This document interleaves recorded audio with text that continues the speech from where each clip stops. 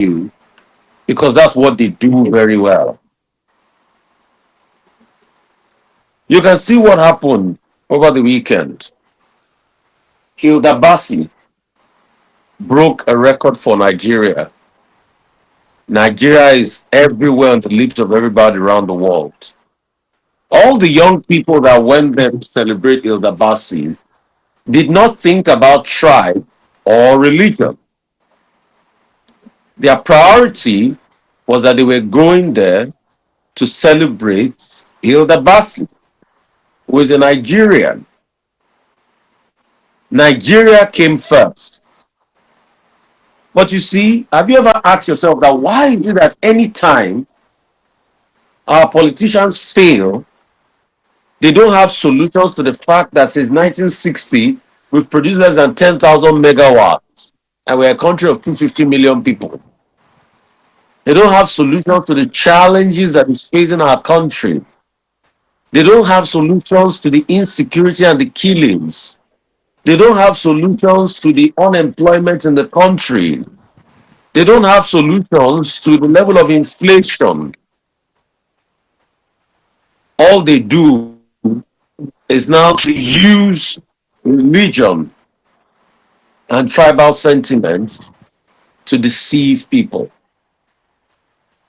But a lot of you also fall for it because once they talk about tribe, and if you have had an experience, a bad experience with somebody from a tribe, some of these our leaders mentioned, you quickly think everybody in that tribe is like that. Trust me, for every tribe you say that they are bad people in your own tribe, they are worse people. Human beings are human beings irrespective of tribe. So the idea to now paint everybody with a bad brush because of tribalism as motivated by our leaders is the idea that will destroy our country. Have they ever told you that why is it that when election period or before election period come, they start to set the ground for negativity and everybody starts to fall a prey to the manipulation? Why don't we talk about the state of play of the nation? Why don't we talk about the pain the people are facing? Why don't we talk about the corruption people are facing? But all our leaders know how to do is to spread propaganda. They will tell you price of food is coming down in some areas. But when you get to the market, the price is different. So don't allow people to deceive you. And for those that are finding the embers of discord because of their personal selfish interest, the question I ask you is, where is it going to lead you? You were those that protested against subsidy removal under Jonathan, but today you cannot protest because you are collecting or you are in favor of subsidy removal or the government in power. So the truth is, when these people come out to deceive you, I beg you see through their hypocrisy. These people will never come out to protest how bad elections are. Last week, I revealed to you the plans by some politicians to rig elections in 2027, how they are going to print two ECHA forms with the same serial number. You are not talking about that, but all you are talking about is to distract people with division. I'm sure maybe when you have a medical emergency and you go to the doctor and you are looking for help in the doctor's place, do you ask about the tribe or religion of the doctor to determine the competence? So why do you allow people to deceive you? Because this deceit is not only here, it's every part of the world. Look at what right wingers are doing today, protesting and fighting against immigrants. Like immigrants is the major problem. But the truth is, in their arguments, they will not also say how much immigrants are helping to develop those countries. But any economic malaise, they will say immigrants should leave our country. Now they start to kill them and deceive you. Well, what you have to do is to ask the leaders, what would you do to make our lives better? I am preaching this in advance because I know in 2027, a lot of you will still be deceived like you were deceived in 2023. But if you are deceived again, the joke is on you. It will not be that I did not tell you. That's why I'm putting this powerful message out every Sunday. Because this is the gospel of Christ. The gospel of Christ leads to awareness. It makes you know what is happening. In the time of our Lord Jesus, he spoke against evil people in society. He spoke against people that were stealing. When people were trading in our Lord Jesus' father's house, he said they should leave the house. They will deceive you with religion. A lot of these politicians have bought your pastors. Your pastors will come to the pulpit and tell you lies. They have bought your pastors. How did they buy your pastors? In donation to church projects. So please open your eyes. Don't believe what your pastors are telling you if you can't find it in the word of God. Even me that I'm talking to you, scrutinize everything I tell you. I am not coming to breed a generation of fools. I'm coming to build a generation of intellectually developed people. And I'm giving you the awareness now. So now you know that leading up to the 2027 elections, these are what some politicians are planning, because it was reported in the Vanguard last week Sunday, and I read it out to you. I don't care for who emerges leader. All I care is that person fought right. Will that person develop our country? Today we have leaders that say, if you don't have power, don't vote me. But we've not had power. We've not produced more than 5,000-6,000 megawatts. And it's lies upon lies they tell you every day. Some of them have even bought the media. That's why I say donate to media like this. See the work we are doing on my Instagram page, across my pages. See the lives we are helping. Yesterday, on my Twitter page, I put forward a request by somebody, and they said we should help them raise 12 million for a heart surgery. They've bought media. So when you see headlines that favor them, do not deceive yourself. Some of these people have bought the stock markets. That's why you see there are some companies that when you buy their stock, you can't sell it because the valuation that they told you is a lie. So they buy everything. They buy the manipulation of the stocks of companies. They buy media. They buy everything. Today we have a radio station that we co-founded here, VOP, that I co-founded. There's no one politician money there. That's why we can speak the truth like this. Have many politicians come to meet me to co-found a radio station with them? Yes. Did I answer them? No. Because I want a place where I'll be able to speak the truth. That's why my partner, Ifeanyi, is a decent, honest businessman.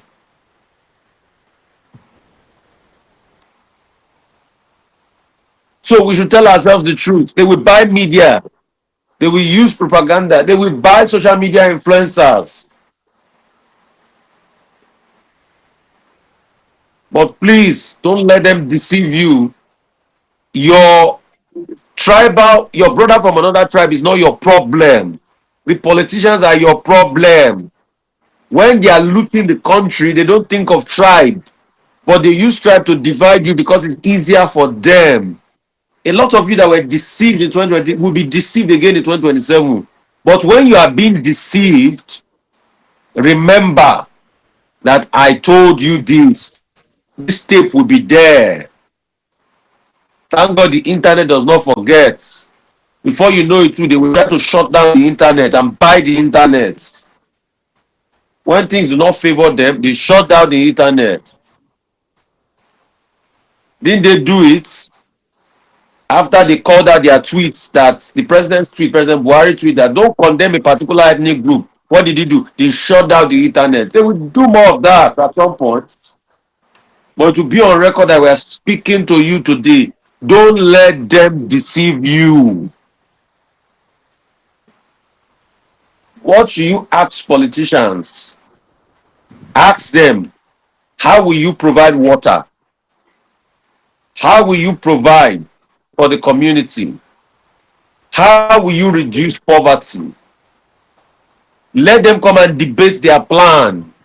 We're in a country where some politicians don't like to debate because they know that if they debate, they will be exposed. But some supporters also support them. They will use violence. Remember, I'm telling you today, but you must not pay back with violence. They will use violence. They want to provoke you. They used it in 2023. They will use it again. They will use our traditional institutions. They did Oro leading up to elections the last time. All those plans, they will do it again. But you must stand tall for justice. To be on record, I'm telling you all of these things now. Don't let them deceive you. Your Hausa, your Igbo, your Efik, your Bibio, your Yoruba brother is not your problem. Don't let them spread ethnic division and use you for their ethnic division.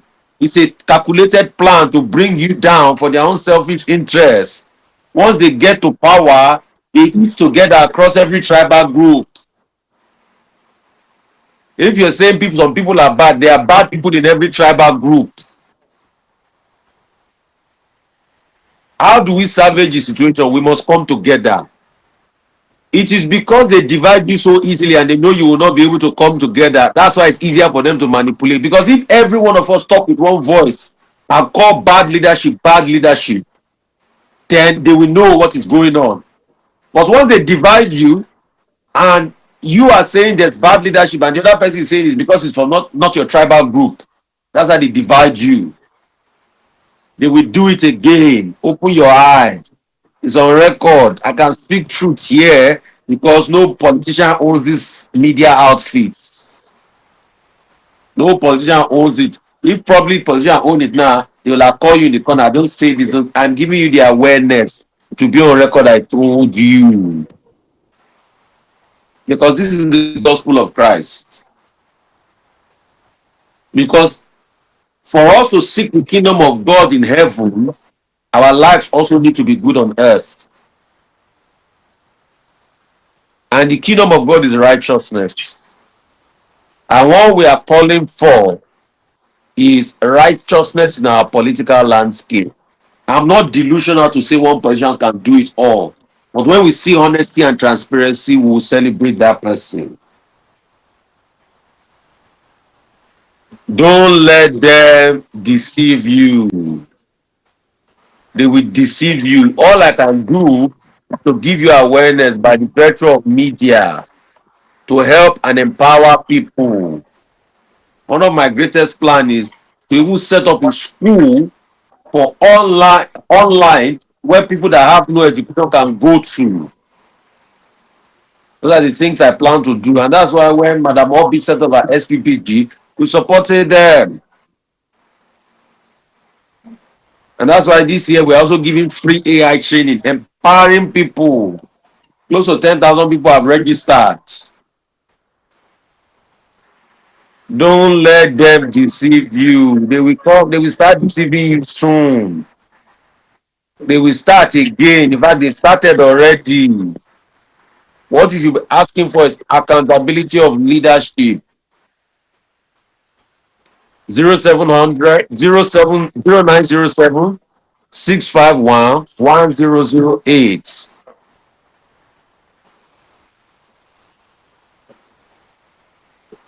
Don't let them deceive you. Somebody say I should adopt the strategy of preaching in Yoruba language. Maybe some will understand. Okay, I will say some in Yoruba. I will translate it. I wish I can. I think I should learn Igbo and Hausa and other languages. Ẹ má jẹ́ kó tàn yín ní. Wọ́n máa sọ fún yín pé àwọn tó wá láti ẹ̀yà yín àwọn ni bùkátà yín kì í ṣe àwọn ni bùkátà yín. Ọ̀rẹ́ Igbo yín, ọ̀rẹ́ Yorùbá yín, ọ̀rẹ́ Hausa yín kì í ṣe problem yín.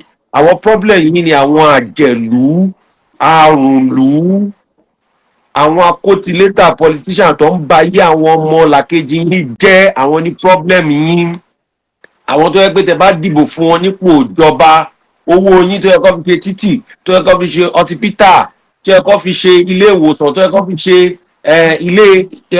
ilé ìdárayá fáwọn ọmọdé kó lè bá ṣe sport kó lè bá làlàyé wọn á kó gbogbo yẹn wọn á kó sápò wọn á fi máa ṣe election. Àwọn tó ń gbé àwọn jàǹdùkú wá sí polling unit tó ń gbé àwọn jàǹdùkú wá sílé ìdìbò tó ń ná àwọn èèyàn tó ń fún yín lówó láti tẹ̀ka dìbò àwọn ni wàhálà yín àwọn ni ọ̀dàlẹ̀ politician tó ń fẹ́ káyé yín dáa. Ẹ má ẹ̀ kọ́ divide yín kọ́ sọ fún yín pé Yorùbá ní problem yín Igbo ní problem yín Hausa ní problem rárá. Kódà bó bá tiẹ̀ ní pé èèyàn burúkú làwọn kan èèyàn burúkú wà ní gbogbo ẹ̀yà ethnic group tó wà Nàìjíríà. Ẹ má jẹ́ kọ́ dàárín yín rú. Oṣooṣù tá a bá wá pọ̀ oṣù ọ̀la fi ń sọ ìyà. Unity is strength.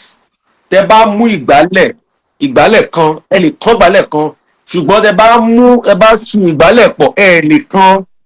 Nǹkan tó ń ṣe ni pé wọ́n ń dà wá síra wa wọn ò jẹ́ káyé wa tòrò. What I'm just saying invariably is that they are dividing us deliberately and don't allow them divide you.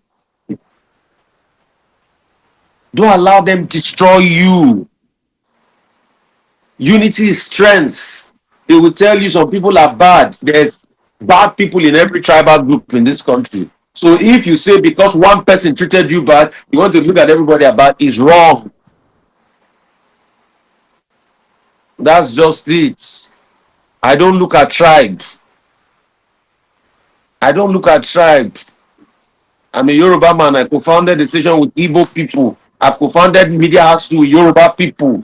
I've done things with Hausa people. I have a lot of them as my friends. You see, there's something called Emia Sanusi Challenge or something. I lend support to that thing, to the education of people in Kano. Let's stop dividing ourselves. Our real problem are the incompetent politicians. And they will send their surrogates. It's their surrogates that will always come to condemn when we are speaking the truth because the truth is too much for them. They will pay their people. Some of the people are brainwashed. Don't listen to them. 0907 651 1008. 0907 651 1008. And if you also want to call on the former number on WhatsApp, that's 0818 099 1991. 0818 099 1991. These are the numbers you can call us on. A word is enough for the wise. If you allow them to distort your life, the joke is on you. Because they don't care about you. What they care about is their own self, their family members, their children,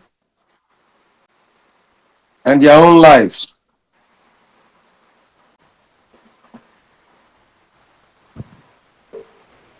So when you allow them ruin your life,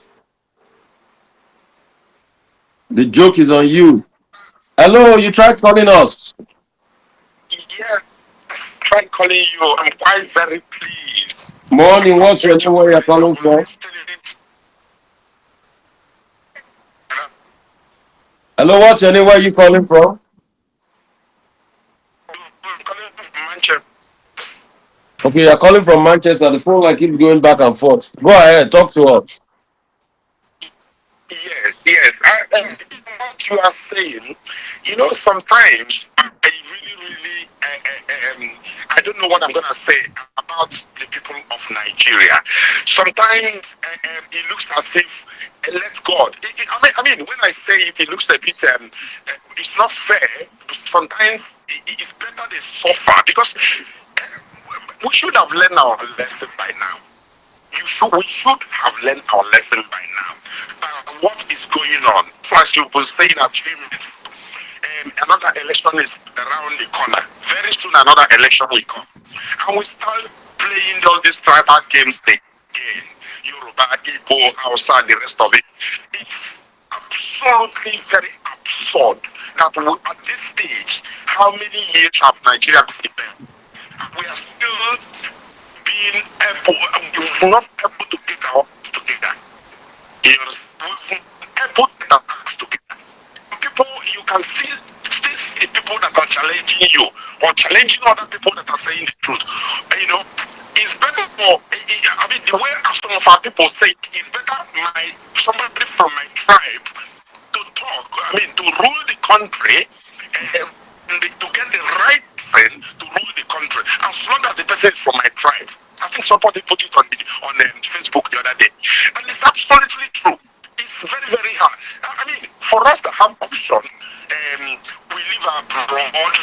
We can at least we can send for ourselves. We train our children, but lot of other people, lot of other thousands and thousands and thousands of people in the country. Are they not thinking? Why are they not thinking right? Is anything wrong with us? Is anything wrong with us? What is wrong? Thank you. Okay, look at what was happening in the other country. I think it was Myanmar, the other so countries, that brought their governments down. As people were killed. That was exactly what's supposed to happen in that country. I won't miss Okay. the word. Exactly. Thank you so much. I appreciate you. I appreciate you. Let me go to another caller. Hello? Hello? Yes? Hello? Hello? Hello? Hello? I can't hear you well. Hello? Oh, please do well to call us up. Call us up back on the numbers.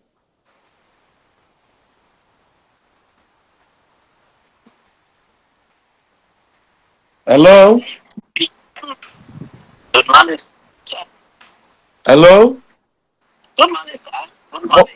Morning, yeah. Your name, where you calling from? You, yes. Hello? Hello, are you here? The line is going back and forth. Hello? Hello, good morning. Yeah, morning. What's your name? Where you calling from? This is Mama H. Okay, Mama Echo, go ahead. Morning. Thank you so much for our Sunday tonic today. Yes. It came back. The truth is, there are only two tribes in Nigeria that developed your and the rest of Yes.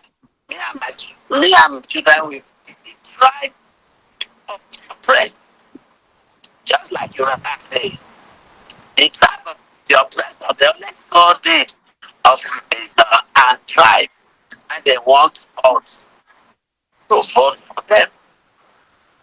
But when I enter into power, they neglect us, and everything they come in. If the people we know, we trust them, even the children, they make them because to believe they are the best. But let us ask ourselves, for how long are we to continue to be fool? Because when they enter into power, they don't remember us. Rather, they give us hunger, lack, and hopelessness. So just like you rightly said, these are always their tactics.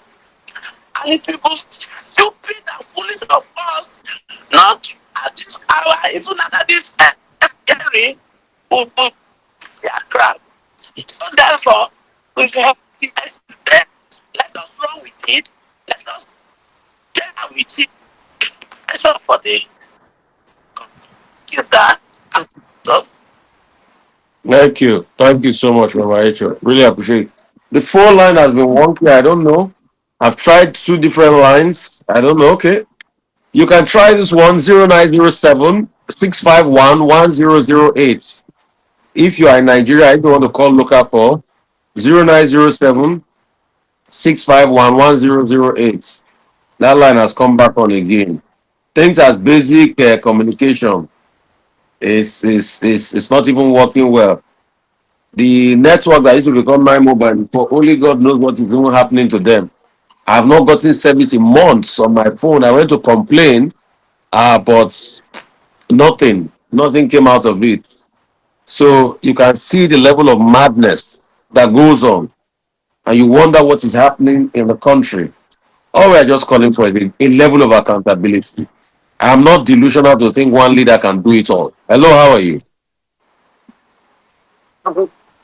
Hello, hello. morning. What's your name? Where are you calling from? Yeah, this is Please speak up. I can't hear you properly. Oh. so, man, Eh? this is Cynthia. I'm calling from Turkey. From Turkey. Hello. Yeah. So what Go I'm ahead. following you online. I'm on live with you. Okay. So this is what I wanted to ask. Is there no way the traditional rulers and the police can stay out of politics in Nigeria? No, they've bought Because the traditional rulers over. Forget those ones. You see, it's the politicians that put in the traditional rulers, so they can't go against the politicians. Those ones are gone already. They are a lost cause. so what about the police? Because they are using the police. We are seeing things that is happening. And that's why we need to come together and call them out. See, one thing I come to realize, my sister, is if you call out their hypocrisy, they now understand people are looking at them. That's why they don't want their stories to come out. And that's why, as media, we need to There constantly is one call them place out. that there is one place at we are going to when I came to Nigeria the last time. There is one place as if you are going to Yano school, Yano start or something like that.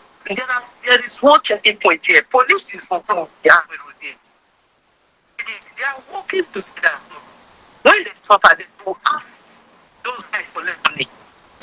So something like that, if you can get a video of it and send it to us, and we push it out there, we solved a lot of problems that way. I will try and help someone that for me. Yeah, so they should just send me the picture of the police collecting the bribe from Agbero, the video.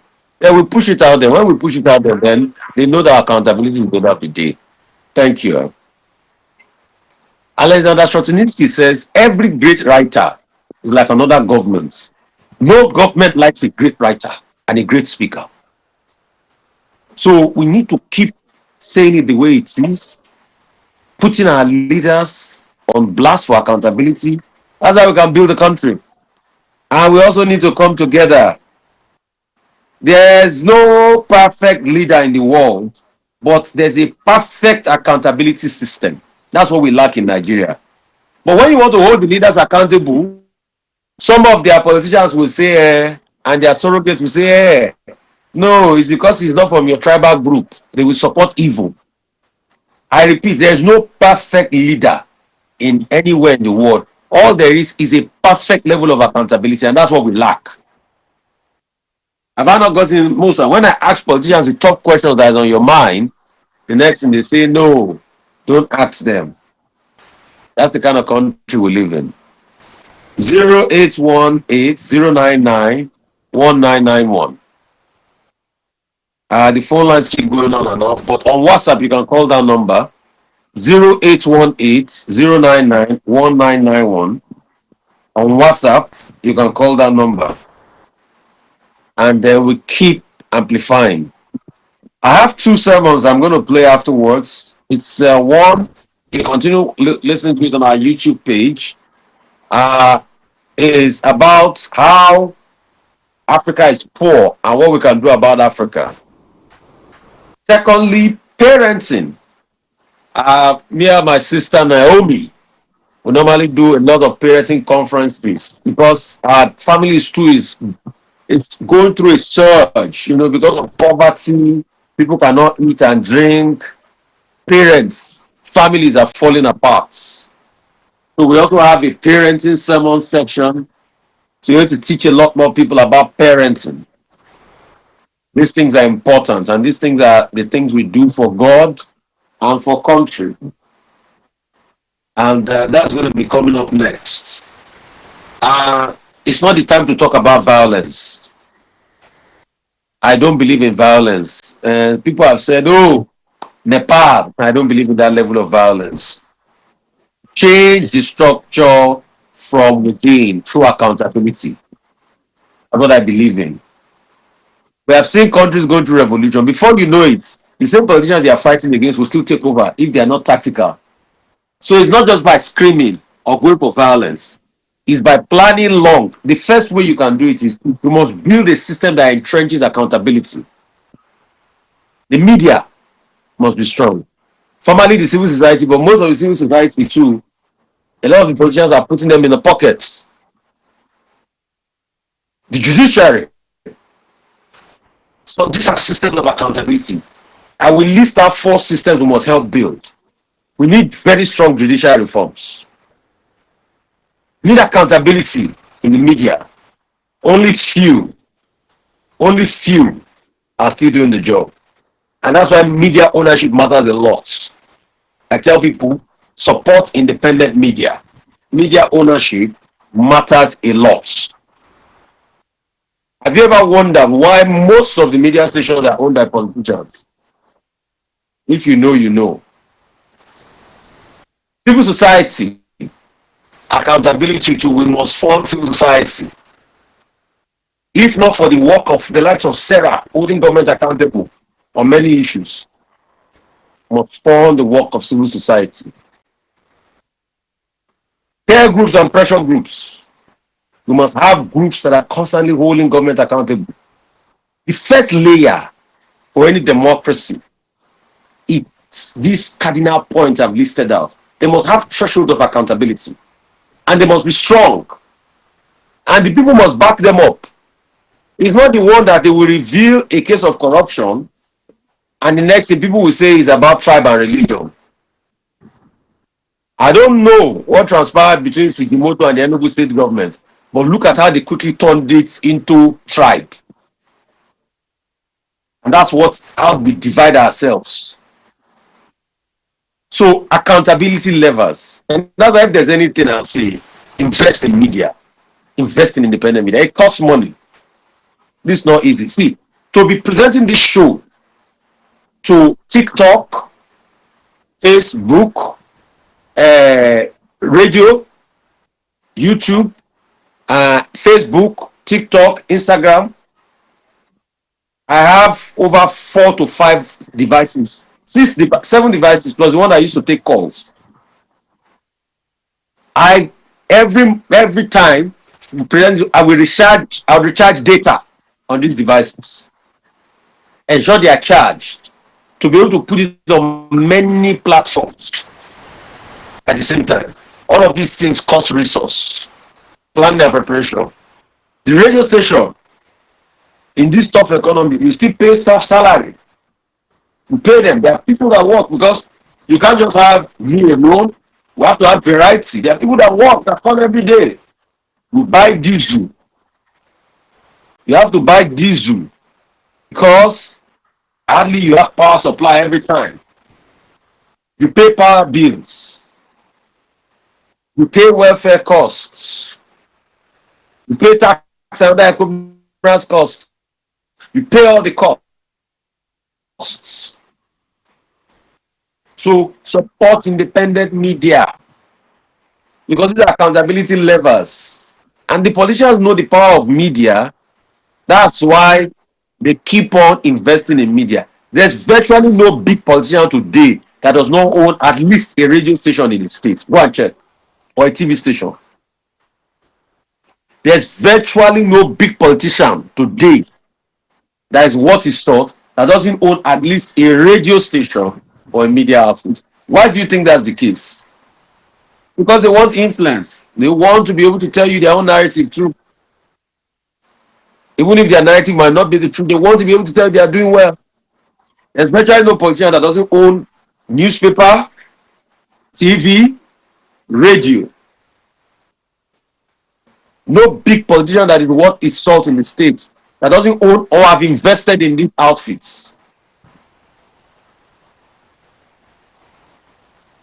These things I'm telling you practically, you will never hear it in any church on a Sunday morning. And these are levers for national development. So this is the biggest church you can ever be on the radio. You will never hear it. That will break it down for you like this. You will never hear it. A media person that will come tell you the secrets. I'm sure a lot of you do not know that today there's virtually no politician that is what is sought in the state that doesn't have a radio station. In fact, one of the first things they do when they want to run for political office, they set up a radio station. Why do they do that? They want influence. They want your mind. So it's a fight for your mind. They all claim they are telling you the truth, but they don't want to be accountable. It will be on record, I told you today. Some people are applying to rig 2027 election. I didn't reveal it. Vanguard revealed it. And I've told you what Vanguard said. EC8A forms. They will print multiple serial versions. That's what Vanguard says, not me. They will use to watch out for who is going to be the leader of INEC in the coming days. So that's just it. Somebody is asking me how will politicians own radio stations? How many radio stations? What you don't know, my brother. In Lagos alone, there are over 95 radio stations registered. So what you don't know, my brother. This is my business. I've done it for over 20 years of my life. There's nothing you want to tell me about media that I don't know. I can't just start mentioning the name of politicians that own the radio station. In Lagos alone, you have over 94. It's our business now. We have over 94. All of them competing for your attention. So if you are asking me how many radio stations are there, in all the states in the country, you are having hundreds of radio stations, over 300 to 500 in some places. If you want to go all the states in the country, have you ever wondered why the governor of Niger State was trying to shut down Badegi FM? Because they were objective. They were objective. See, the ones politicians are not running, they funded the setting up of the station and their friends are running it for them. But they still have the interest at the back. And it's them they will support. What you don't know, you don't know. So stop telling me what I know. This is what I do. This is my work. It's my work. This is my work. I'm a founder of a radio station. I've co-founded a radio station in Lagos, in Abuja, so I know this business. You can't tell me my business. If I'm revealing these things to you today, it's for you to have awareness that people are fighting for your mind. So don't allow them to deceive you. What I'm telling you is empirical facts. In the states of the country, virtually no politician that is what is sought that doesn't have media or have invested in media. I'm telling you, cumulative over 20 years experience. So please don't tell me what I know. This I've been doing from 2003, 2004. I've been on this job. I've done it in every form. I've done TV, I've done radio. Forget it.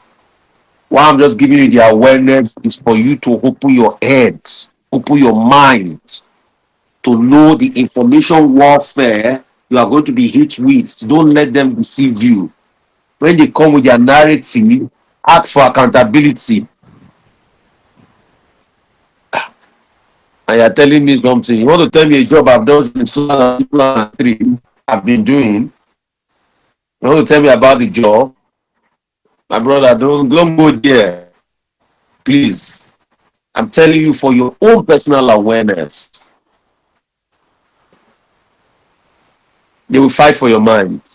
And they have money from media. They have money from media. What you should ask them is, why is it that over 80% of the healthcare, primary healthcare, are not working? That's just it. So you should face them with critical questions. Maybe one of these days, I will tell you, as we go up to 2027 elections, 50 top questions you should ask anybody running. I will write those questions out for you and I will push them out.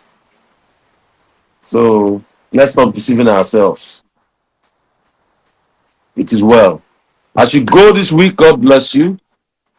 God will be with you. His face and favor will shine over you. But most importantly, open your eyes. Don't be deceived. Your Igbo, your Yoruba, Hausa, everything, from any tribal group, brother, is not your problem. All right? People will do you wrong. The wrong they do is not based on their tribal group. It's who they are as a person. All right? That's just it. Bless you.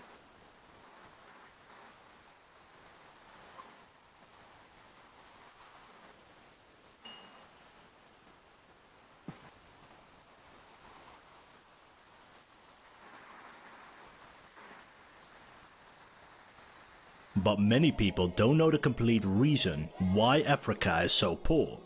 While we all have a vague idea such as corruption, colonization or foreign interference, all these reasons ignore why any of these things can happen in the first place. So in this video I seek to change that. In this video we will look from the point when African countries were rich and powerful, how over the centuries Africa lost its wealth, and why Africa hasn't been able to crawl out of its poverty while so many other countries and foreign colonies have. And to do this we need to start in the 14th century, with Eastern Africa connected to the Indian Ocean trade, while West Africa was home to the richest person to have ever lived, a man named Mansa Musa.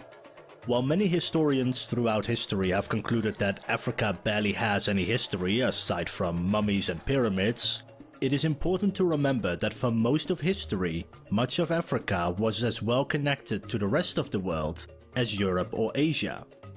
They developed metallurgy that was on par with Europe and Asia, developed complex mathematical theories, and had intricate systems of governments such as city-states, kingdoms and empires. So, what changed? Well, in the 14th and 15th century, Africa's prosperity began to fall behind that of the rest of the world. This was because of two external forces, the Ottoman Empire and the Western European empires. We will start with the Ottoman Empire, because the Ottomans required slaves, and the way they got their slaves was through war. They would go into villages, towns and cities to capture the men, women and children to be sold as slaves back home. And the easiest and cheapest place to get new slaves was Eastern Africa. And so slave traders were able to earn a lot of money by buying or capturing East Africans to sell them to the Ottomans. This trade continued all the way into the 19th century. Something similar was happening with Western European empires. At first, European traders came to Africa to trade salt in exchange for gold and ivory. Later, Europeans sailed around Africa to go to Asia. As a result, West Africa became an important location for European traders to stock up on supplies on their way to and from Asia. Soon after, Europeans tried going to East Asia directly by crossing the Atlantic, but instead they stumbled upon the Americas. In these Americas, the Europeans set up colonies. And these colonies were supposed to have the same system of government as that of Europe, with nobility, barons, clergy, knights and peasants. But those Europeans had a problem. The Native Americans, who were supposed to become the new peasants, were dying from diseases like smallpox, measles, bubonic plague and many more. And a dead peasant is an unproductive peasant. So where were they going to find new peasants for American colonies? Well, they found them on the West African slave markets. At the time, West Africa had slavery, but it wasn't the type of slavery we often think of. A slave often had similar rights as non-slaves. Their children weren't automatically slaves themselves, and they were often part of the family structure rather than a separate worker. and so European traders began buying slaves from West Africa. West Africans were happy to sell European slaves because their own gold mines were drying up in the 15th century and they were looking for a new way to earn money. But how do you get new slaves? Well, you go to war for them. Various African countries went to war with their neighbors, captured their citizens, and then sold those citizens to the Europeans.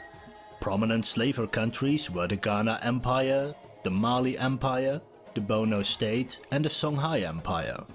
From the perspective of African rulers, this seemed like a good deal. They were weakening their rivals while earning lots of money in the process. And so over time slavery changed from a relatively small market where slaves had rights into a large system of warfare where slaves became property to be sold to the highest bidder. This evolved into a system where slave traders would go to Africa to buy slaves and put as many as they could fit onto their ships. They would then sail to the Americas, where those slaves were sold to work to death in the fields. Those slave traders then bought raw materials those slaves produced, such as sugarcane, cotton or cocoa, sail to Europe and sell those raw materials for a profit. In Europe, those materials would be turned into manufactured goods like rum, clothing or weapons. The traders then bought those manufactured goods and sailed back to Africa to sell those manufactured goods and use the profits to buy new slaves. This was a good deal for everybody except the slaves. The Americans received slaves to use in the plantations, the Europeans received raw materials, and the West Africans received manufactured goods. And the plight of the slaves was not an issue to any of them. While at times Europeans tried taking slaves by force, this always failed because the African kingdoms were far too strong at the time, and so they maintained friendly relations with whichever country was willing to sell slaves. Over the centuries, empires collapsed into civil wars, and the slave traders were more than willing to buy their former slave partners as slaves to be shipped off to the Americas. And so as empires rose and fell, there were always merchants willing to buy slaves.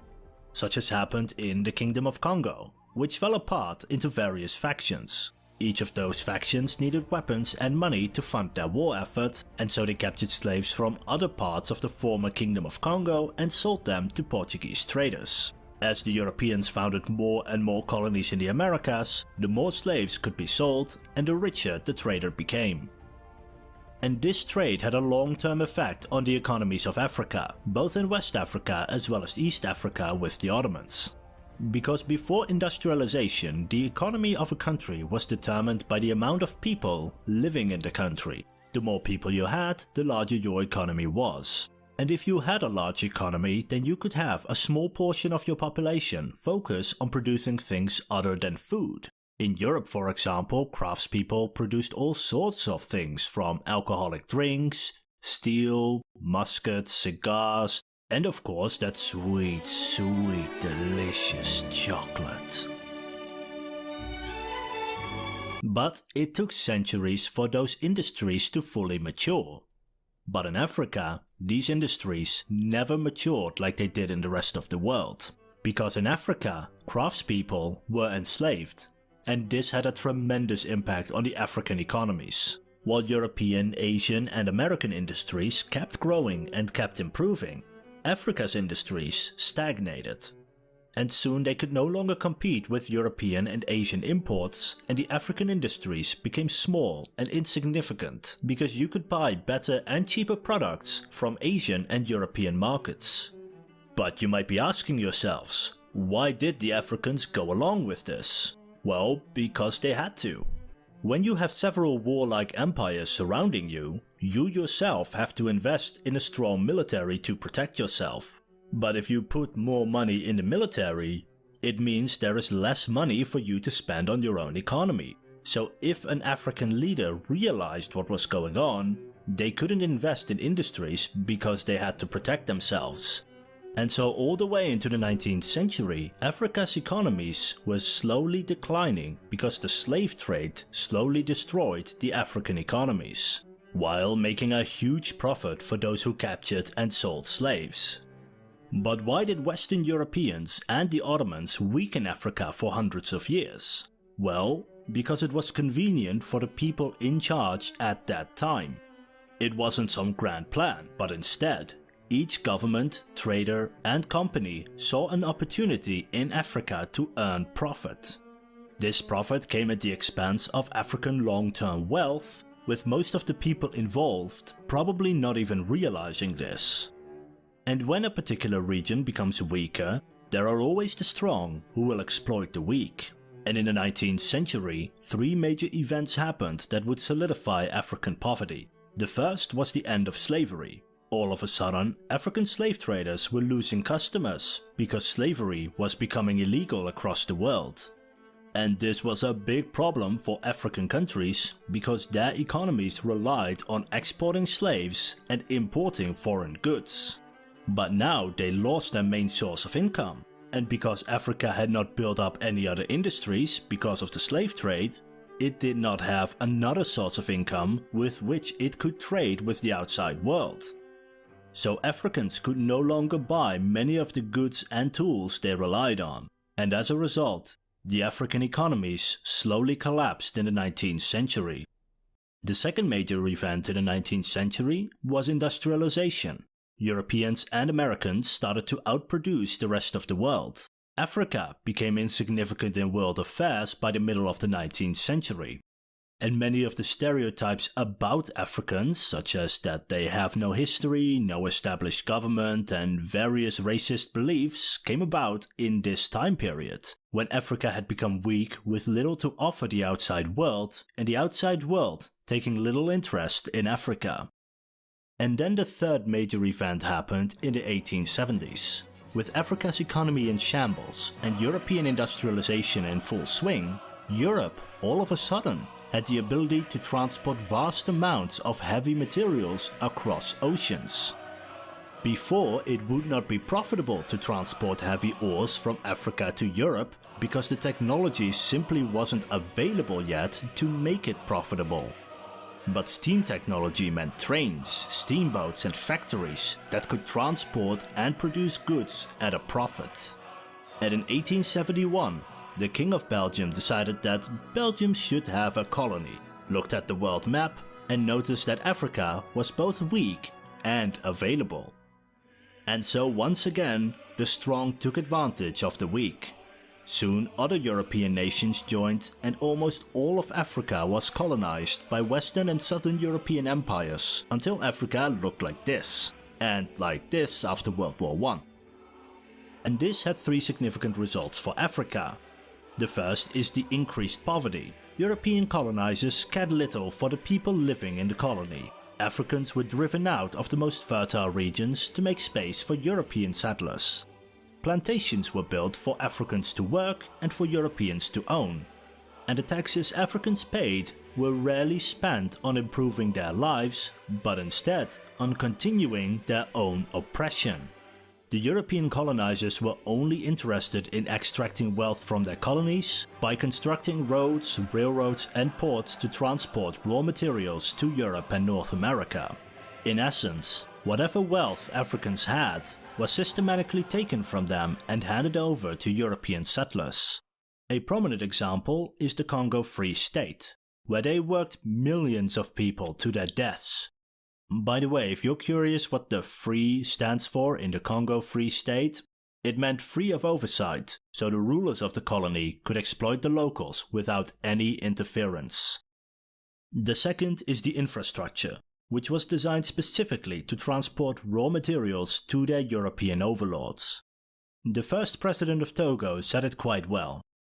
The effects of the policy of the colonial powers has been the economic isolation of peoples who live side by side, in some instances within a few miles of each other.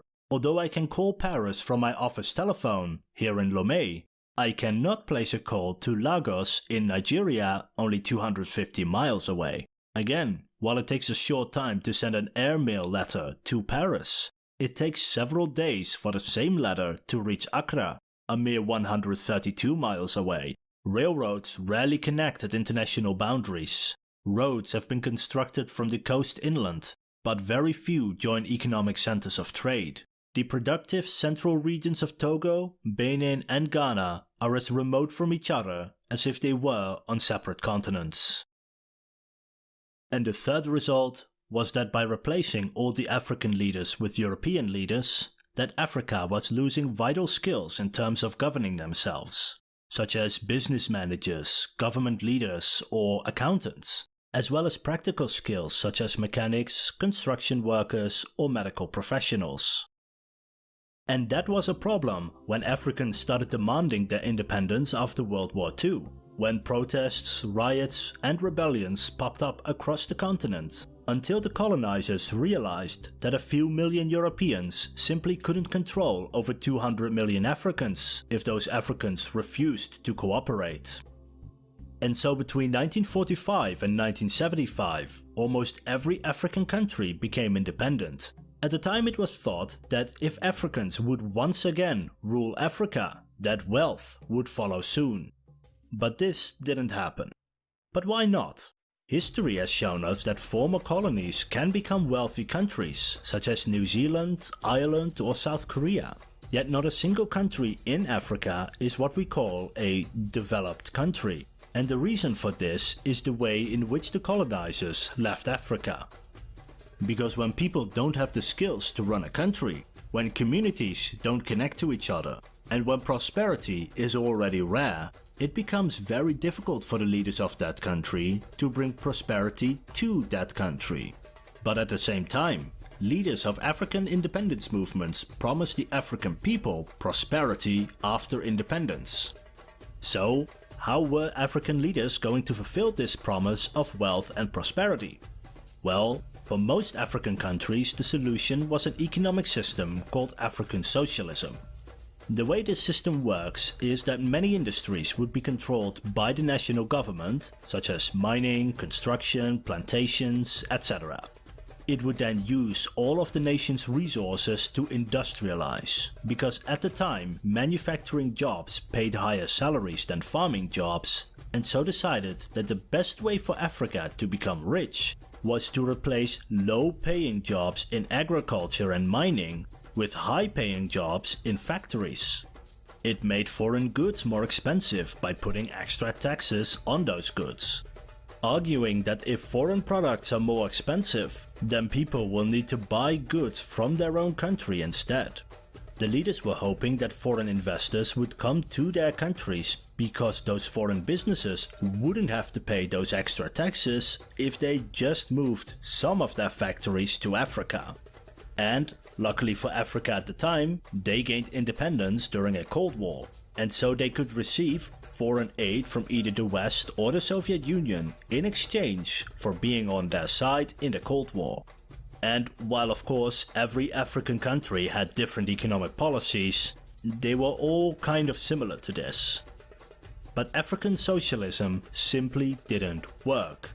First of all, the trade restrictions meant that African countries couldn't sell products to each other, meaning that it was hard to find customers to buy any products made in Africa. As a result, none of the industries could grow large enough to be able to compete with the industries of North America, Europe, or East Asia. And so nobody else wanted to buy African goods because they could get those same goods better and cheaper from other countries. Secondly, a single large government isn't able to adapt to changes in world markets as quickly as hundreds of smaller businesses, meaning that centrally planned economies will always be less efficient than economies which have a lot of different businesses competing with each other. Thirdly, Africans simply lack the skills and education required to work in manufacturing jobs in the first place, meaning that they were far less efficient than their better educated counterparts in the rest of the world. For example, out of the 200 million black Africans in the 1950s, only 8,000 received secondary education, 200 a university education, and 1/3 of the student-age population went to primary school. So it would take decades before enough qualified professionals would join the job market. And so African countries lacked the people needed to make their countries thrive. The fourth reason why it didn't work is not so much about African socialism itself, but about the continent of Africa. Because Africa's landscape is harsh, with some places experiencing droughts lasting years. such as the drought which lasted from 1968 to 73, causing large food shortages, while other parts have locusts and red-billed koala birds which make agriculture nearly impossible. The fifth reason was disease. Yellow fever, smallpox, sleeping sickness and malaria are but a few of the diseases which plagued African development. And while smallpox was being eradicated, new diseases were spreading, such as river blindness, where worms live inside your eyes and have become the second largest cause of blindness worldwide. Or take bilharzia, caused by a worm which likes to live in rivers.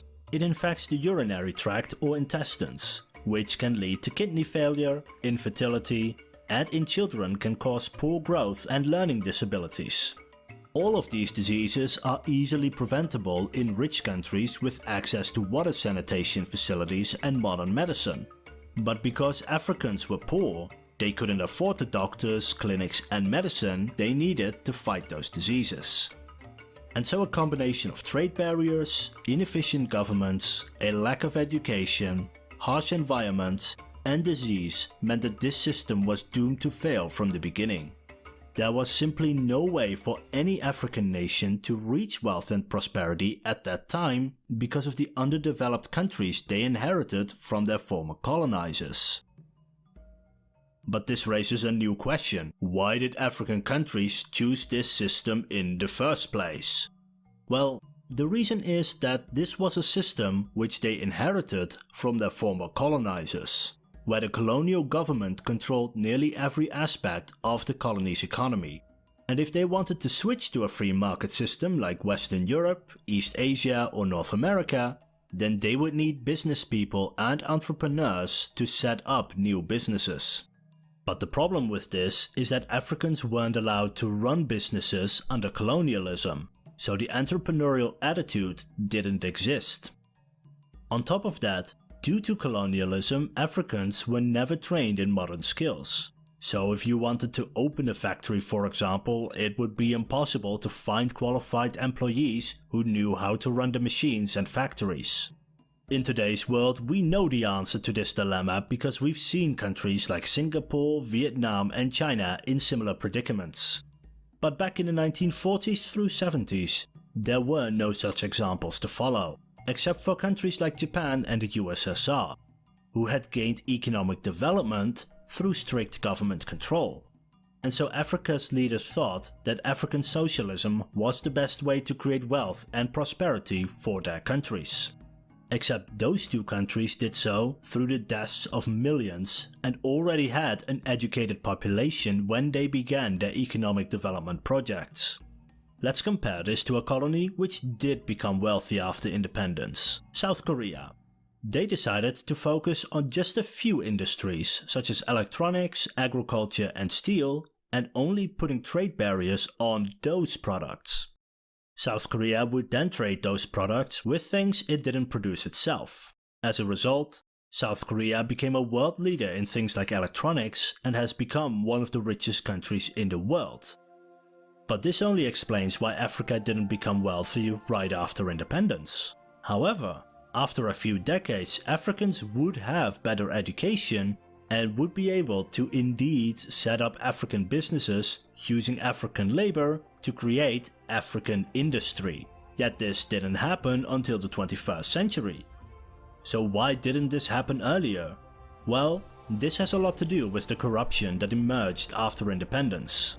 Shortly before independence, most African colonies became democratic, and these democracies were very unstable because they had only been around for a few years in most cases. We still see this today, where recent democracies tend to be the least stable democracies. And most African nations were not at all united. Some countries were lucky in that most people spoke the same language, while other countries had hundreds of different languages, and good luck trying to run a political campaign in over 100 languages. So instead, politicians realized that they could more easily win votes if they targeted specific ethnic groups. As a result, politics was divided along ethnic lines, and African countries became more and more divided with each election in the 1960s and 70s. So now groups of people were not only divided based on ethnicity, but also separated politically based on where they were born. From the perspective of a politician, this made perfect sense. If you want to win votes, appeal to certain ethnic groups. But from the perspective of the country as a whole, it made the country more difficult to govern over time. And if a candidate decided to appeal to the whole country instead of specific ethnic groups, then they would lose elections. And so, through a natural process, African nations tended to become more divided after independence, all thanks to the social and political systems left behind by their former colonizers. A prominent example of where this went horribly wrong was Rwanda, with the Rwandan genocide, where over 500,000 members of the Tutsi ethnic group were massacred along with many other crimes against humanity. Once a party got into power, they would try to keep the power for themselves. Many Africans saw democracy as nothing more than a mess of infighting, with opposition parties abusing their power to hinder the greater national interest. Therefore, a single-party system was created in many African nations in the years following independence by crushing the opposition. And in countries with hundreds of different cultures and languages, it makes sense that you wouldn't want to deal with all of them vying for power. By the 1980s, the elites had taken full control over the political system in most African countries. And so, very little changed after independence, with European elites replaced with African elites. And those new elites were concerned that they would be overthrown in a coup. So, how were they going to keep themselves in power? Well, by taking the money intended for economic development and handing them out as salaries to powerful government officials to keep them happy enough that they wouldn't start a rebellion. But whereas colonies had oversight from their European government, who would fire anyone getting too corrupt, the new leaders had no such oversight. And to show just how incompetent some of these governments are, in the Central African Republic, the government didn't even keep proper records of financial transactions. By 1964, Senegal spent 47% of the government budget on the elites, 58% in Ivory Coast, and 65% in Dahomey, now called Benin. And if outsiders wanted access to African resources, all they had to do was bribe government officials to get access. And so African governments and companies started paying money to the African elites to gain access to the resources rich nations needed to run their own economies. As a result, the elites became richer, while the poor became even poorer. So, if you're an oil company, all you have to do is bribe government officials and you can extract all the oil that you want. The elites would get a portion of the profits, while the people would see no benefits from resources taken from their own country. This is a system which is still active in many parts of Africa to this day. And if you're a country or company who does not want to give money to corrupt politicians, then there will always be somebody else who is willing to pay. As a result, anyone who thinks morality is more important than those resources will always be outcompeted by the ones who are willing to pay the bribe. Thus you create a system where world leaders who are willing to pay those bribes will always have an advantage over those who won't pay bribes. And over time, bribes had become the norm in Africa. The Africans were not stupid, of course, and saw what was happening. They would often protest or even start rebellions to stop their own exploitation. But in the 1960s, African countries did not have a strong enough military to keep the peace. So, who did they call upon to restore order? Well, their former colonizers. The French and British in particular suppressed rebellions and protests across Africa in exchange for greater access to African resources. For example, in 1962, French troops broke up fighting in what is now called the Republic of Congo and put down a rebellion in Cameroon. The British meanwhile suppressed mutinies in Kenya and Tanzania. By 1965, these military interventions became common across Africa. From Algeria to Congo, Benin, the Central African Republic, Upper Volta, Ghana, Nigeria, Ethiopia. all independent countries, and all had European troops stationed there to secure European access to African resources. African nations experienced around 40 successful coups within the first 2 decades after independence, and so Africa gained a reputation for being a very unstable country. So unstable in fact that almost nobody wanted to invest in Africa anymore except for their resources. And this highlights another issue. People think of Africa as a single entity, a continent filled with poverty and war.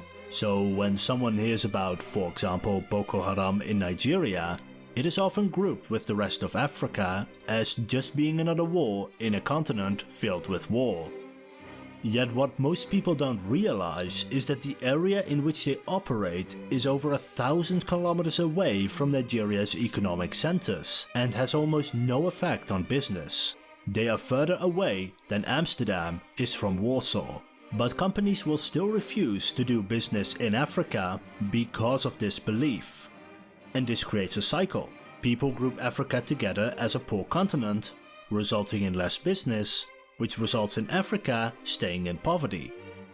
It is for this reason that throughout this video I have used the words most, almost all or few quite a lot to show that Africa is a diverse area and simply cannot be grouped together in most cases due to this diversity in peoples, landscapes and cultures. Despite all these issues, some things did improve in Africa. By the 1980s, African politics started to stabilize with fewer coups.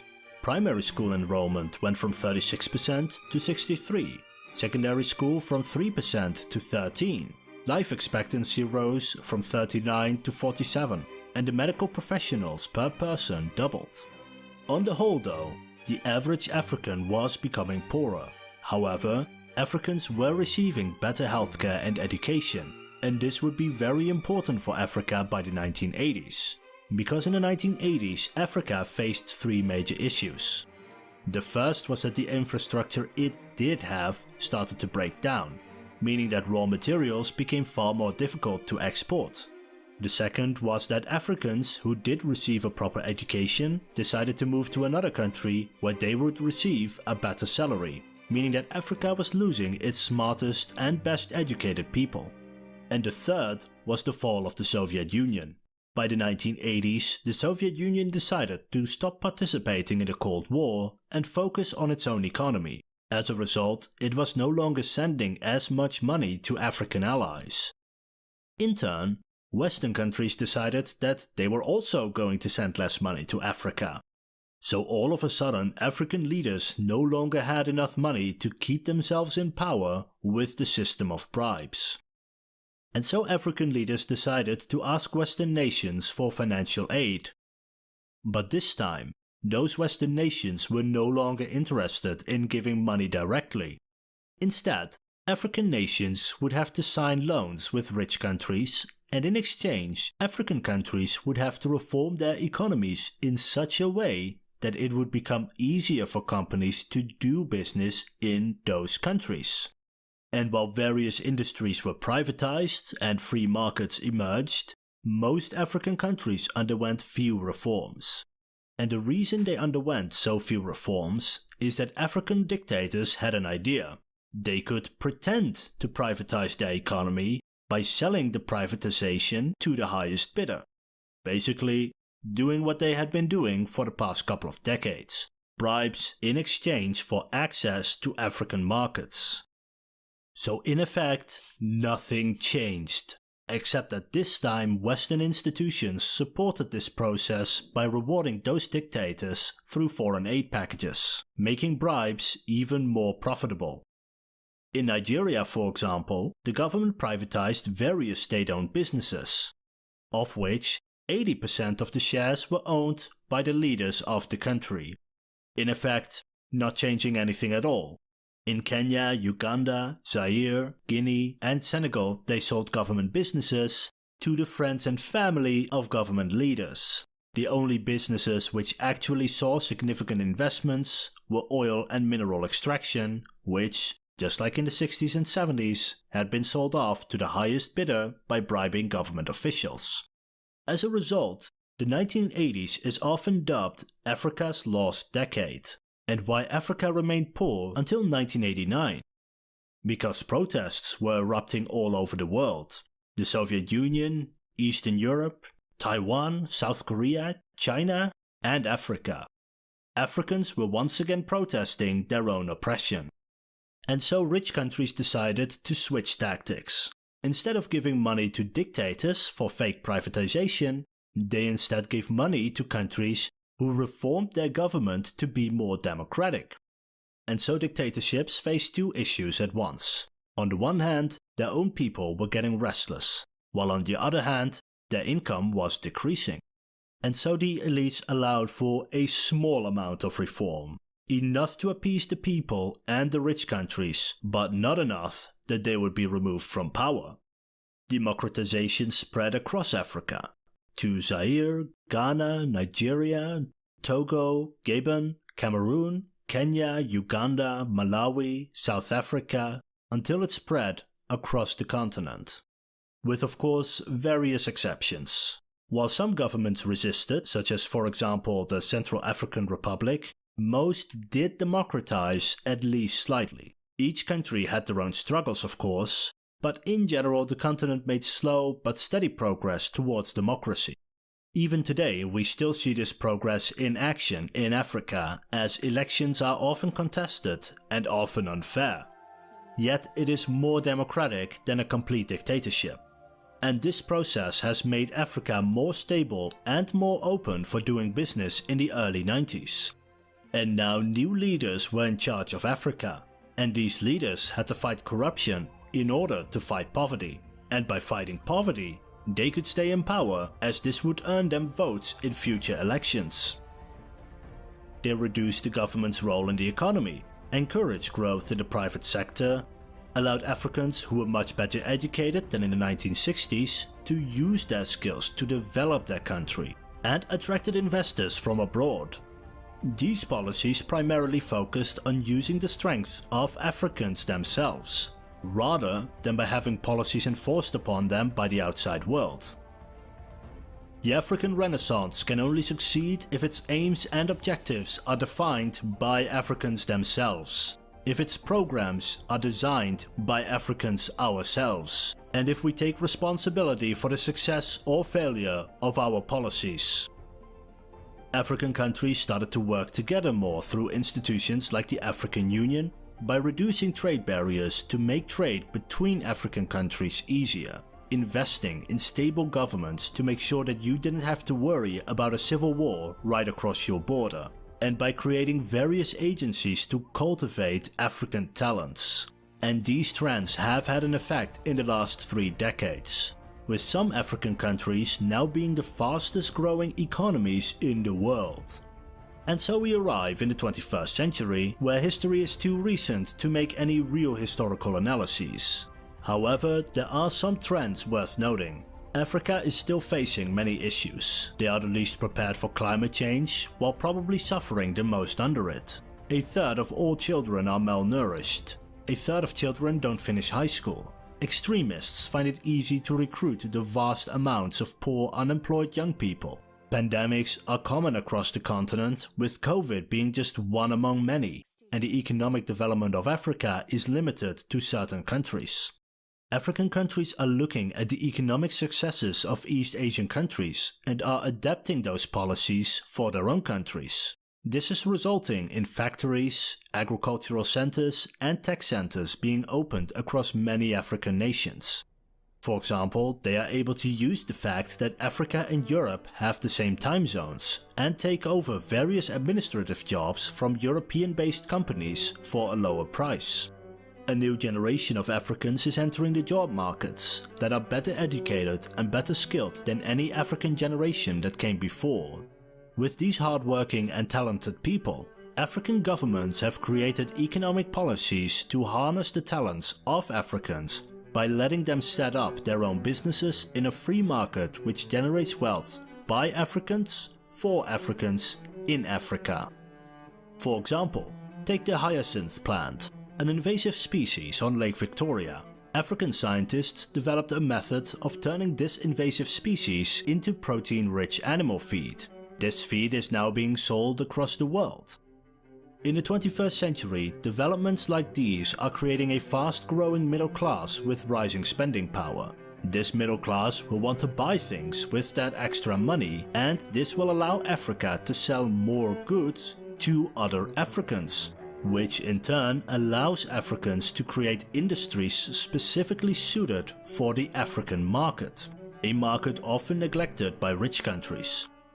And while Africa is still in the position where it mostly exports raw materials, it is currently experiencing an economic development that, if it continues, will finally bring an end to the large-scale poverty that has systematically plagued Africa for centuries.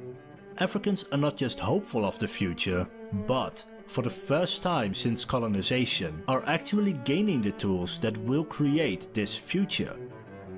And yet, despite all the information in this video, there is a lot which I had to leave out. Such as, for example, the disastrous agricultural programs which cause famines in areas with some of the most fertile land in the world. Economic successes which eventually failed due to corruption, or the French financial systems linking African currencies to France. I therefore left articles and YouTube videos in the description with more information about Africa, in particular, information written by Africans themselves. If you're from Africa or are an expert on Africa, then please share more information about this topic in the comments. I will hard react ones that provide more information so people can learn even more about Africa.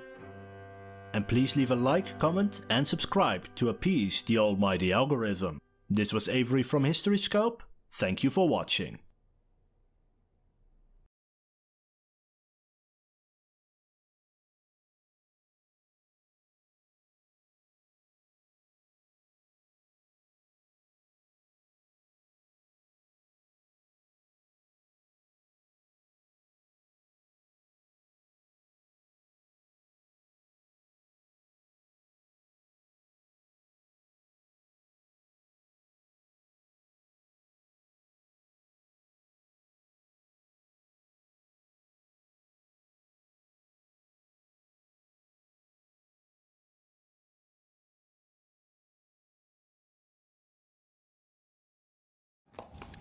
Welcome to another edition of the Thriving Family Table Talk.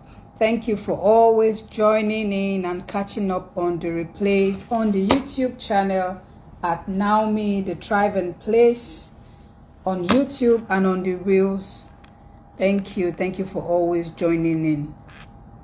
Supposed to be episode 15 is the right posture after a higher or recent self-development. Very interesting topic indeed. Very interesting topic. It says the right posture after a higher level of self-development. The right posture after a higher self-development or after a recent development, whichever one we want to pick. And why did I say it's an interesting topic? Because marriage is for a lifetime. And from 0 to 5, there might not have been any self-development, or there might have been. So today we want to talk about the posture. What do you do when one of the partners, that's one out of the two partners, have just recently bagged maybe a PhD, a master's, a higher form of self-development than they met when their vows. Yes, thank you, my dear sister. Thank you for joining in again today. Good evening, Pastor Bridget. How was your day? Good evening from Nigeria. How was your day? Fine, thank you. And yours? It's fine. Thank you very much. Thank you.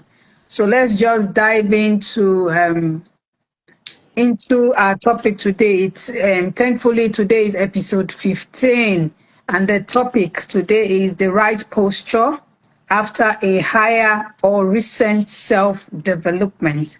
The right posture after a higher or recent development. Self-development is a continuous process, and Brian Tracy advises that 3% of income should be go to self-development in order to guarantee one's future. So it is expected that the wife and the husband should continuously self-develop, personal and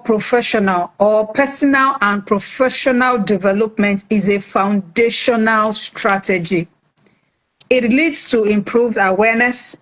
It brings about new relationships, new ideologies, and they are equipped with the right toolkits to be able to function not only in just their husband and wife roles, which is just one facet of their life, because they need to personally be developed, professionally be developed, so that the marriage can continue to thrive, so that they don't get stuck.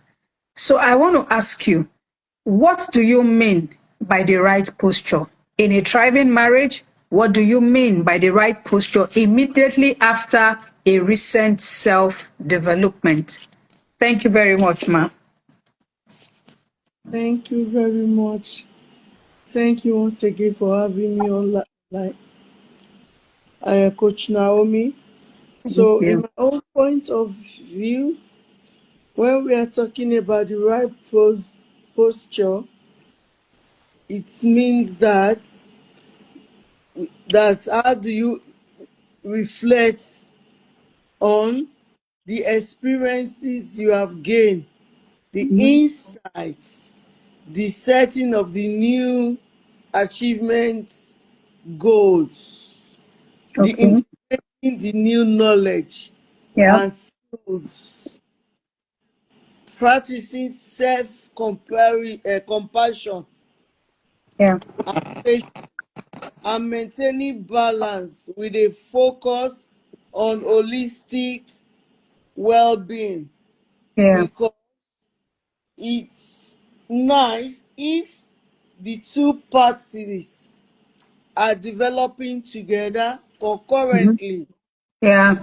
Very but key. paraventure, if it's one-sided, Yeah. automatically it might become that coerced environment. Yeah. It might become toxic, Toxic. and it might also become demotivating. Yeah. So one needs to, when we are talking about the right posture means, yeah, this self development higher rate, that how do I apply it in my daily activities? Mm. Do I carry people along, Mm-hmm. or do I use it to spite others, including your family member and your kids, your husband, your wife or your husband? Or do you just make it to sit with you that, okay, at times, this my position is not me. This is me.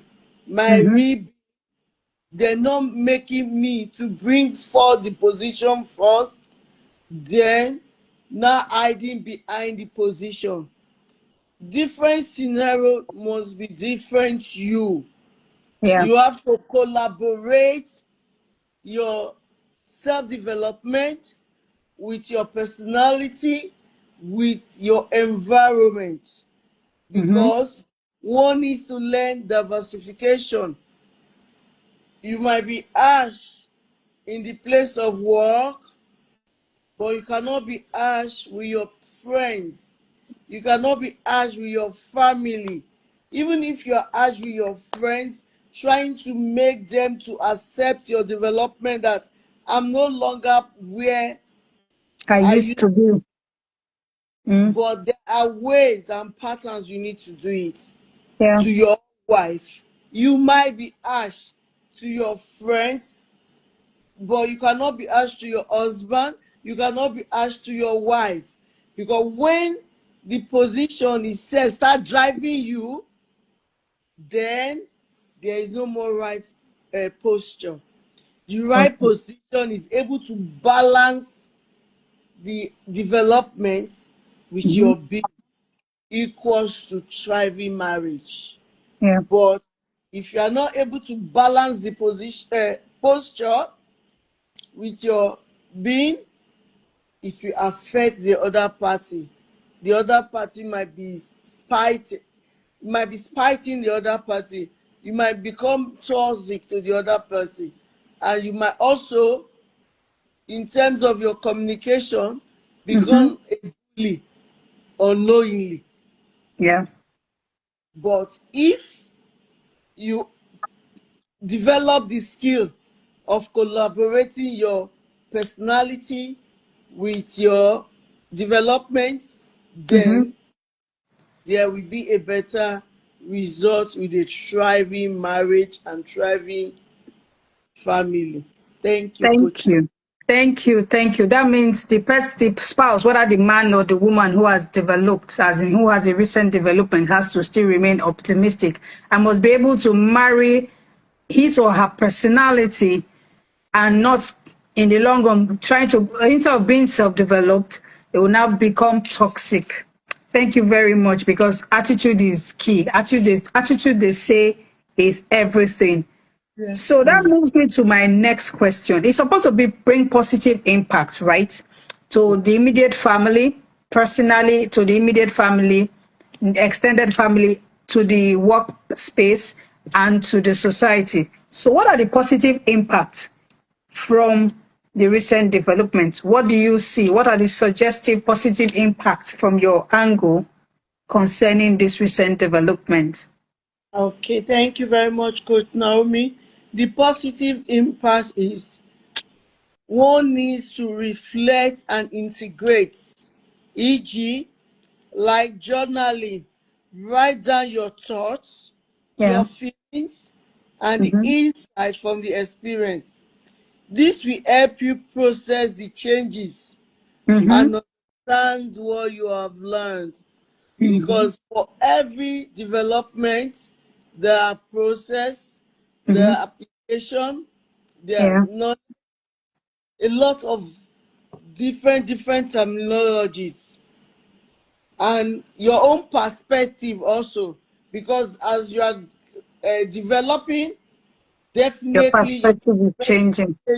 Yeah. changes, Yeah. your wisdom also changes. Your wisdom bank improves, increases. Yeah, Yeah. Your wisdom increase. bank improves. Yes. Yeah.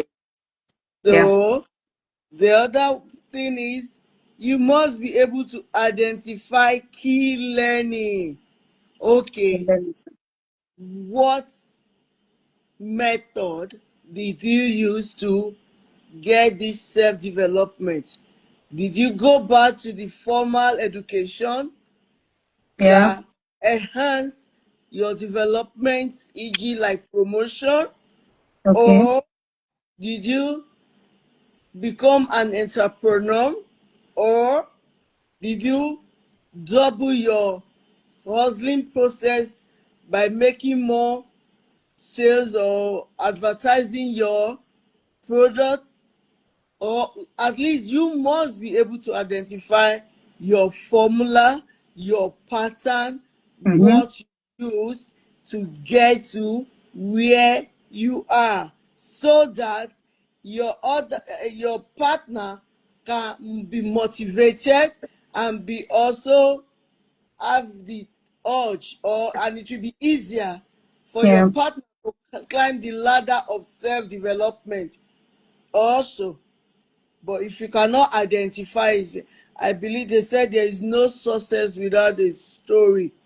Yeah. Yeah. So you must be able to itemize the or identify the key learning. Was it an informal education or knowledge, or was it formal education? So you must be able to identify the key learning, because when you pinpoint the most impactful lessons and skills Mm-hmm. acquired, you think about how this relate to your existing goals and values. Yeah.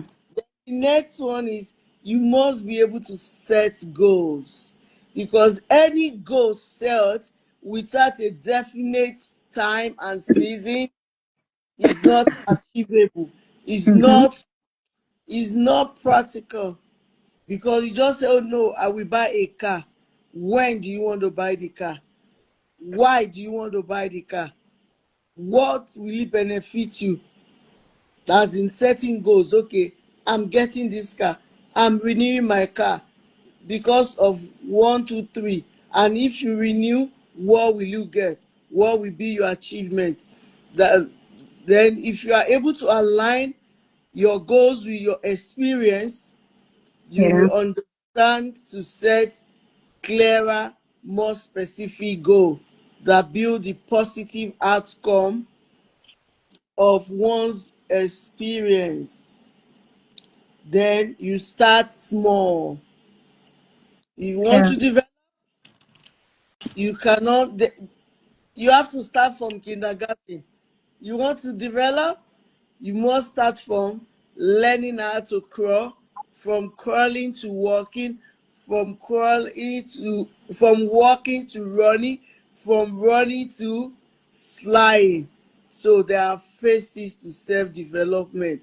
But the Yeah. thing is, don't give up, don't despise the days of crawling. If you really want to have self-development, don't apportion fault or blame on your spouse and say, oh, it's because of you than this and that. No, it's not. Now the next one is, we must be able to practice self-care and patience. You want to Yeah. develop, oh, you need to wear the garment of patience. If you are not patient, you are not tolerant, there is no way one can develop.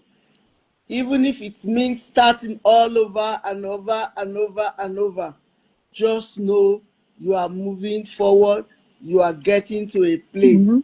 Remember, Rome was not built in a day. You need to be very patient. Self-care, don't be harsh, don't be hurry, don't look for microwave self-development. Just trust the process. Development can be demanding. Be patient with yourself as you integrate the changes. Don't expect immediate drastic results. You might have finished your PhD with distinction. That does not mean it's automatic development. Just learn to start somewhere and be patient. Keep it rolling. You must focus on holistic well-being. Yeah. Yeah, holistic well-being. We're talking about self-development. Yeah, you have to focus on holistic well-being. Pay attention to all areas of your life, including mental, emotional, and physical health, to support your ongoing growth. You have to balance it all. So in a striving home, you must be mentally balanced, you must be emotionally stable and matured, Yeah. you must have physical health to support your ongoing growth. Yeah, if you come home and be using formal language at home, you will become an alien in your house. You will become, Sorry. Sorry, I want to come in there. yes, please. Um, you've highlighted some key components of the recent developments, which is very sound. But the truth is, there's going to be an impact because it's not going to be business as usual. That I know very well. So the partner, let's use for instance, is the wife who just recently badged a higher personal development. The husband, no matter how tough it is, we expect that he should be able to embrace. You talked about patience. He should be able to embrace it because it's going to be challenging. Because it will now appear as though the wife is now living a two-faced life. So, like, if we want to really be truthful and practical, there has to be preparation. Both of them should have prepared because there must be changes. Because that is will impact whether you like it. It will surely impact because if you want the wife to always be fine-tuning or the husband to always be fine-tuning, so it's just for the partner who hasn't just recently got, because it said two shall become one. You just have to sit down, sit with yourself, tell yourself basic truth, accept it, be optimistic. It's a time for you to prove your resilience because it is a different terrain. Friends might change, the people he's going with or she's going with will definitely change. So it takes a whole lot of preparation. You've already mentioned it. Have self-compassion so that you are not hurting yourself.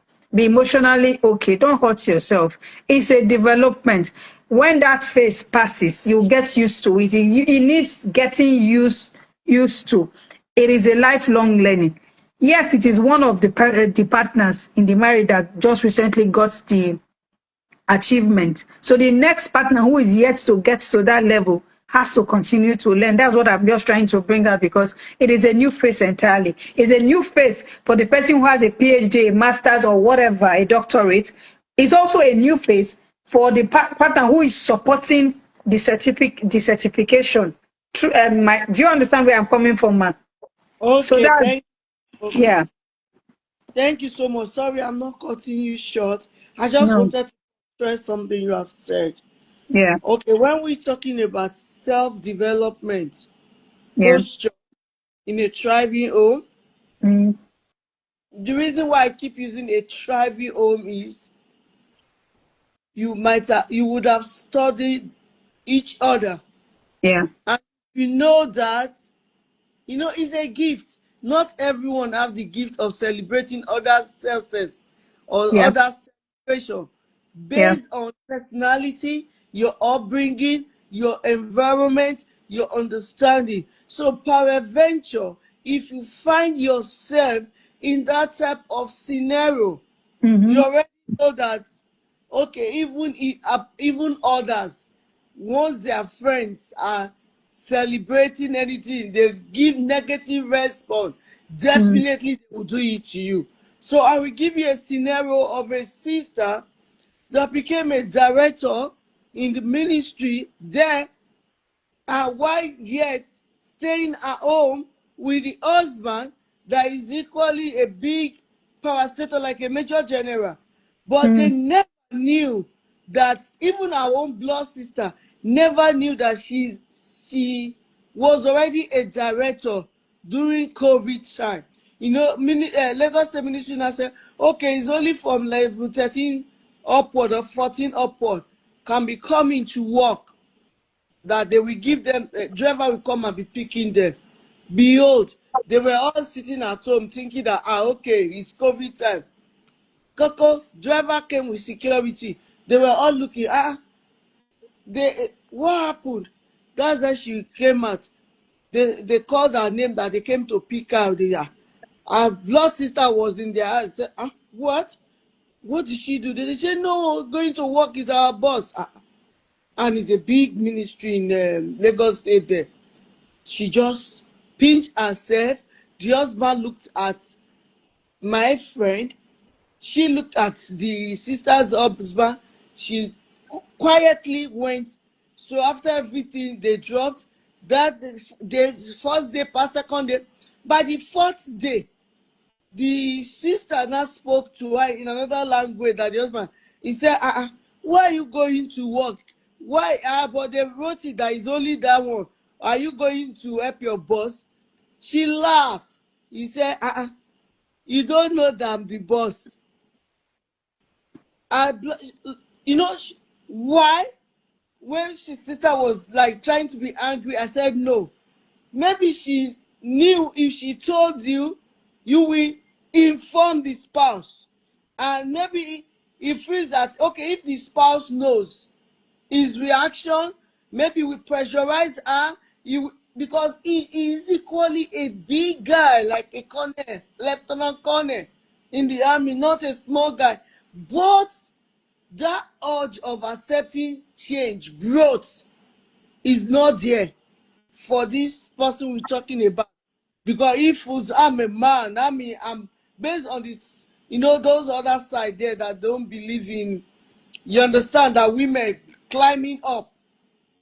So she just thought that, how can I do this that we will not create more problem at home? That's when the wisdom, maturity came in. That's where the emotional stability and balance came in.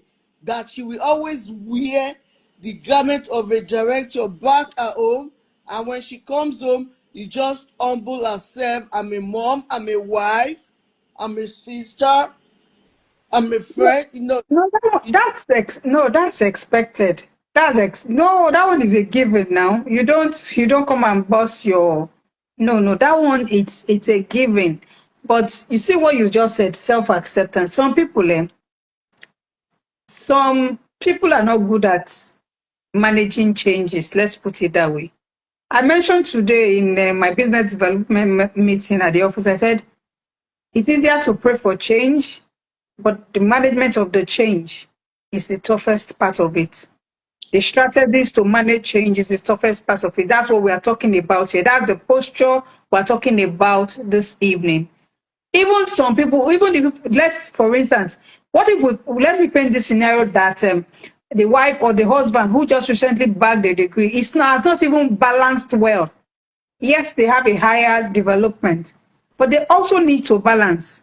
It boils down to the spouse who has it and the spouse who is assisting, because change management is what we are talking about here. They must maintain a good positive outlook, even when it is not turning out the way it was expected. There's one thing to plan, but when reality sets in, is what do you do? What posture should you take when reality sets in? I know if you are struggling to accept, journaling can help. Being grateful, just intentionally be grateful for the experience. It will help you move from the lack mindset to the mindset of abundance, because you truly need an abundance mindset to be able to accept imminent change, recent changes, so that you can move to the next level, because truly it can be overwhelming when the next party is not accepting it. It can be frustrating. And that's why we chose it as a topic today, that recent development must be managed. It is a change management, is a change process in a thriving marriage, and it must be fully married. The partner must be mindful. Both partners must be mindful. Partner A, who has the recent development, has to be mindful. Partner B, who is watching and seeing the changes that are occurring concerning the recent development, has to be able to be much more mindful, because you have to manage your emotions, you have to manage your thoughts, because everything that we do is based on our thoughts. You must be able to manage even your negative thoughts, because sometimes you just ask yourself, am I sure I'm still in the right place? If that kind of question comes in, you should be able to nip it in the bud by being present and telling yourself, oh, it's just for me to re-strategize, recalibrate, and perhaps go and take another a short course. It's not that you are competing, it's not rivalry, but the truth is, what will you be saying when one spouse has reached the echelon and the other spouse had not even developed at all? What do you people want to be discussing, in all honesty? They keep saying love is not enough. Yes, what do you want to be discussing? Let's face reality. What do you want to be discussing if you're not willing to self-develop? There's no novelty, because if they bring the topic that you don't have anything to contribute, you'll just be there, you'll be docile. How do we handle it? How do you handle it, man? Okay, thank you so much, Coach Thank Naomi. you. Thank you. The major reason, of most time, most women are victim in Yeah, this kind of scenario. yeah. Thing is, women get too carried away, being, oh, my children, my husband, my family, my sibling, at the end they get overwhelmed and torn out. pieces, shambled, scattered. Thing is, womanhood, wifehood, motherhood, Sisterhood, auntyhood, all the hoods. all the hoods are all about fantasy. You Yeah. have to know the fantasy you are getting into. It is not slavery. It is Mhm. not dying to oneself. Fine, it all requires sacrifices. But what extent are you going to sacrifice? I know between 0 to 18 years of your marriage, you are then metamorphosing, Mm-hmm. but like parenting, Yeah. wifehood, all those things. But in all those wood, there is supposed to be what is called me wood, Yeah. my Not wood. losing yourself. Yes. Not losing yourself completely. Then Yeah. tomorrow, when the guy is not touched, solidified, then there are butterflies around to come and suck the pollen that you've pollinated for all these years. Yeah. Why? Simply because you have made yourself to be obsolete. You Yeah. have refused to develop. Not everybody are studious, but even if you cannot go back to 4 walls of former university, there are other things you can do. You can develop your business skills by doing business. You might not really do buying and selling. You can even go as far as consulting for people. You can even go as far as setting up something. Don't just feel like, Being, okay, yeah, being in communities that will help you because, like, sorry, I'm cutting in. I'm so sorry. Because when a woman loses her self confidence, so many things go wrong. Because by the time you have helped everybody, according to you, the hood, and there's no personhood, then they'll become an issue. Self confidence diminishes. no, It what really diminishes. makes their women's self-confidence to diminish is maybe now they now want to also be Interpol, like checking the number of missed calls that Mm. is coming to the phone, then checking the number of the funds going now to various accounts that they are not informed, and tracking out where how many cards were swiped, where did they go to, checking all those barbaric, undeveloped growth. That is not a growth. That is just also slavery. When you are up and running your business, having multiples of series Streams of of income. incomes, Hmm. anybody can spend anything as long as you doing your passion. Don't lose your passion for you to have right position posture and have self-development. Women, do not lose your passion. Learn to turn your passion to income.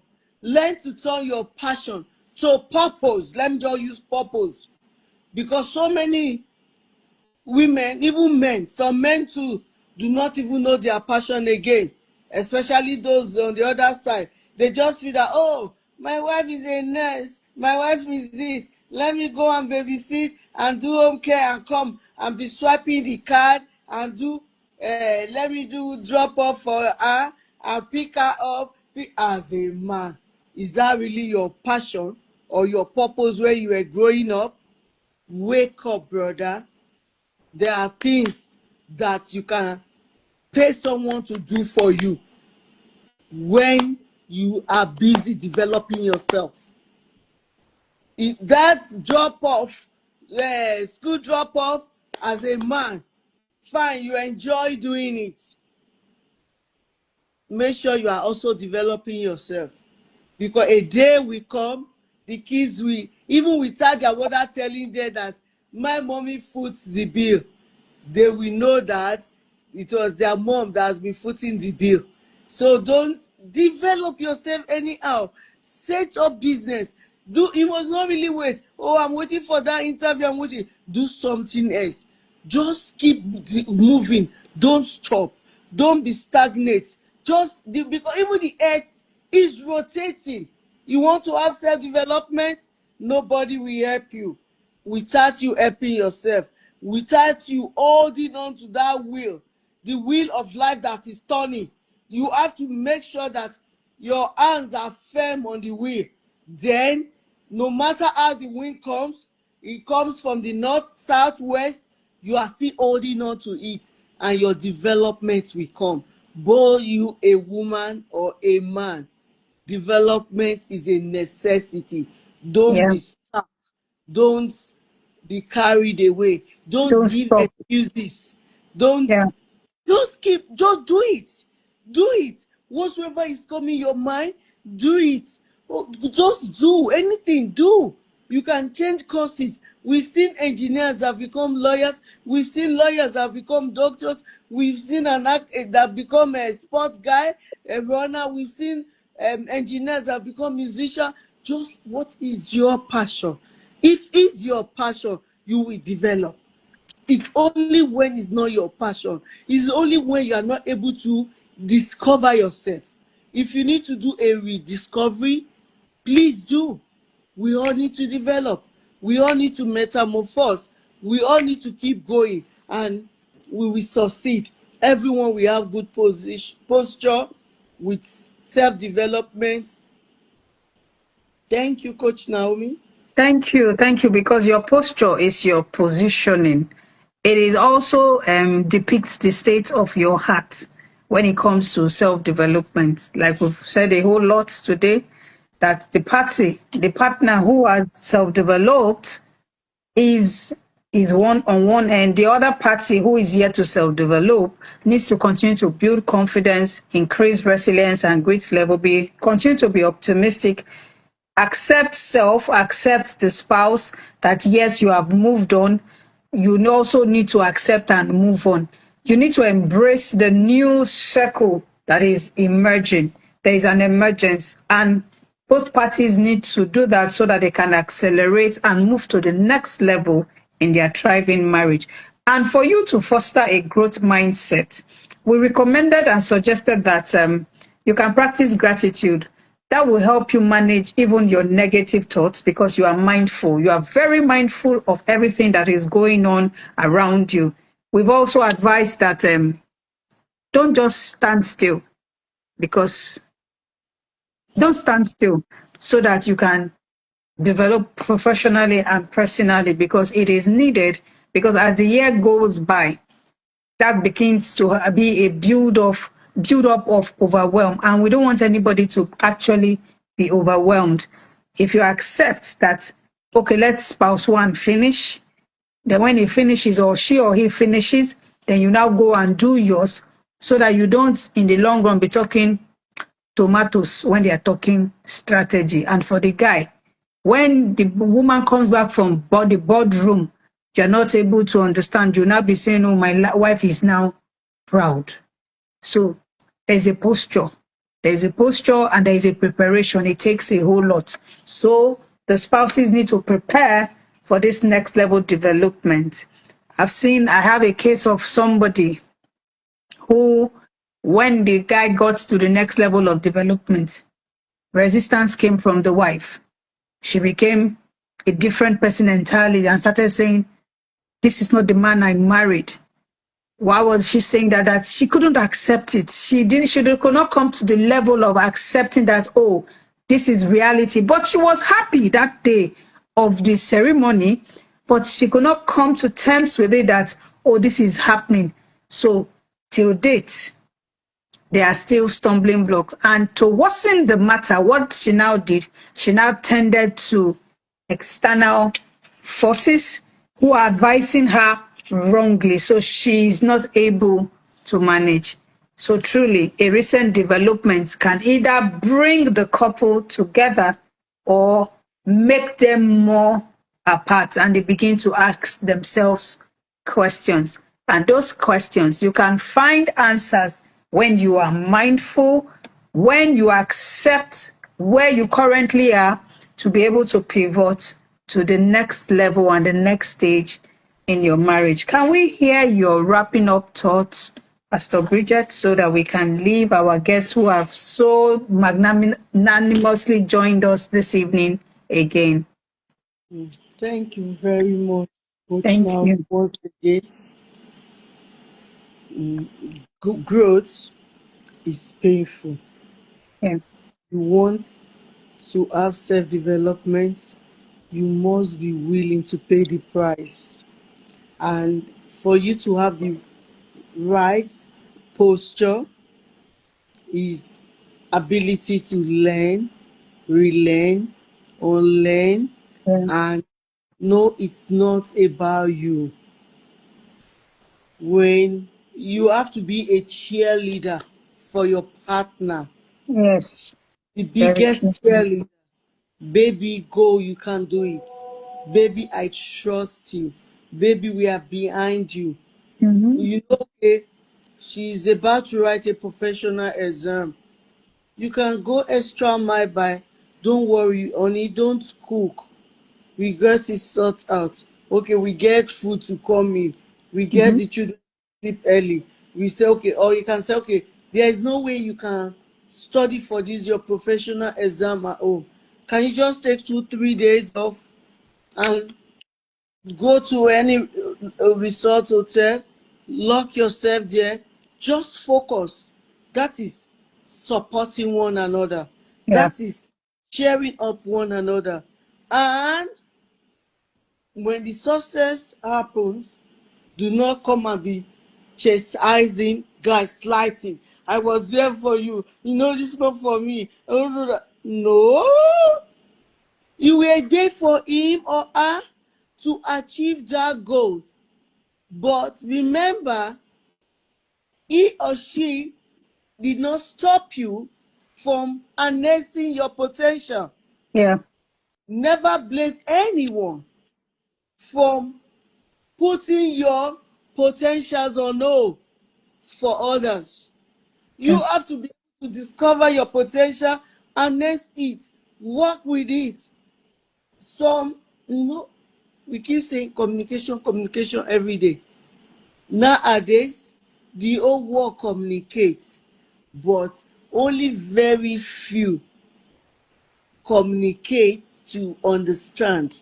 Only very few listen. So, in the process of supporting, okay, not really helping, supporting, encouraging, cheering up one party for them to go for their development, because we are talking about right posture, right? Yeah.